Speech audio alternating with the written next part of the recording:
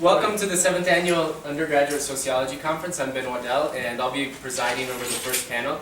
On the first panel, we have Brandy, Morgan, Haley, and Dylan. And so we have a little bit of a mix from both Western, Fort Lewis, and Adams State University. And the first presentation will be given by Haley. I did research on marijuana and academic performance. My hypothesis is that individuals who smoke marijuana and have friends who smoke marijuana will have a lower level of academic achievement than those who don't. So overall, it does have a negative impact on academic performance overall. If you have friends who smoke, it does increase the likelihood of individual use. And this is important because it does give insight into the ways that adolescents start using marijuana.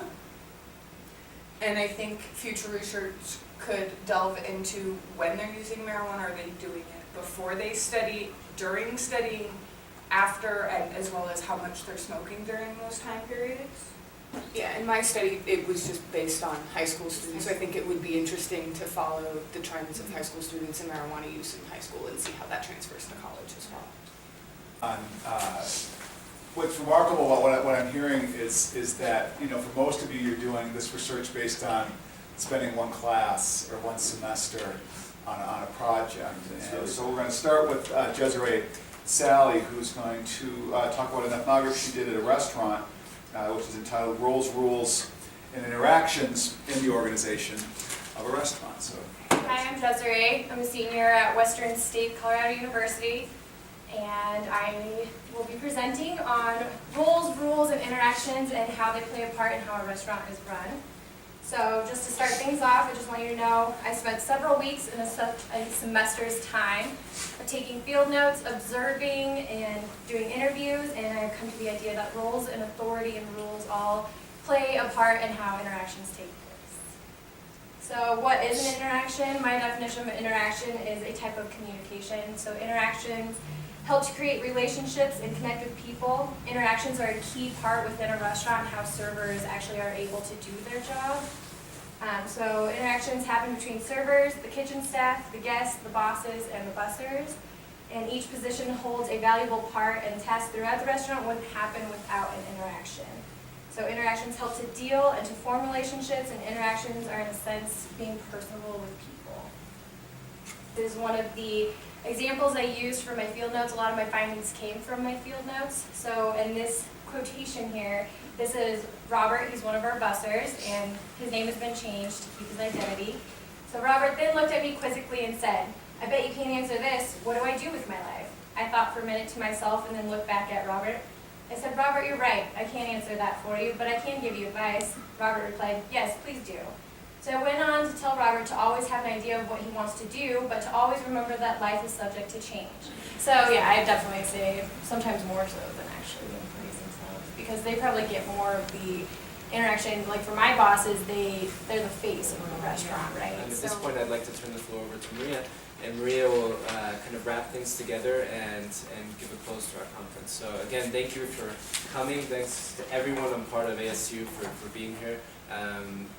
On a personal level, this is one of the most valuable experiences I've had in the 2 years that I've been here. This is something, the first time I ever went to Western, I just thought it was, you know, such a valuable experience for our students, and it's wonderful to see each and every one of you guys getting up in front of people and presenting your work. As Dan said, we get used to presenting quite often, and one of the things that I emphasize in my class, and I think lots of us that are here, and that's why we're here, one of the things I emphasize is that if you learn how to present well, no matter what you do after your time here at ASU or Western or Fort Lewis, you'll be better for it. And what I see in all of you is strong presentation skills, and so I look forward to seeing what you guys go on to do beyond your careers at ASU and Western and Fort Lewis, because I think you guys are going to be stars somewhere else. So it's been fun for me to watch this, and I'll leave the floor with Maria. So, thank you.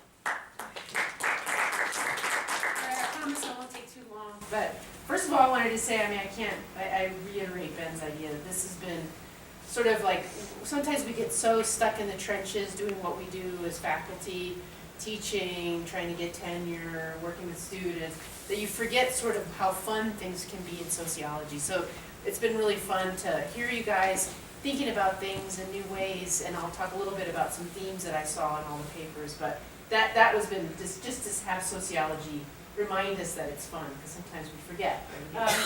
One of the issues that I thought was true across all the presentations was a really creative use of the sociological imagination, right? So C. Wright Mills really gets you to think about how your place is influenced by this larger structure, and then how that structure influences you as an individual. And all of you, I thought, were engaging in that process really creatively. And so again, that gives me hope for the future, right? That you guys are really thinking about your place in society, not from, let's say, an individualistic solely point of view, but you're really thinking about, okay, how does your place in society as a woman, as African American, as a man, as a woman, as a student, as a worker, I mean, all the statuses that you guys talked about, how there's that kind of interaction between the two. I thought that was really, really creative. And in that sort of idea of the sociological imagination, you really got it, many of you guys got at the sociology of everyday life, right? So what does it mean to work in a hotel? What does it mean to work in a library, right? What do these things kind of mean? Another thing a theme that I saw was a real attempt to use the scientific method, right? To really think about a question, engage in the literature, try to address it in a systematic way, make some conclusions, and then also realize and discuss that this is not the definitive answer. Everybody really understood, I thought, whether you said it or you implied it, that this was sort of your take on things. I love that many of you guys talked about why should we care. So I'm thinking someone has been working with students on that idea, because that's something that we talk a lot about in academia is, you may think what you're studying is really important, right? So the dispossession of land.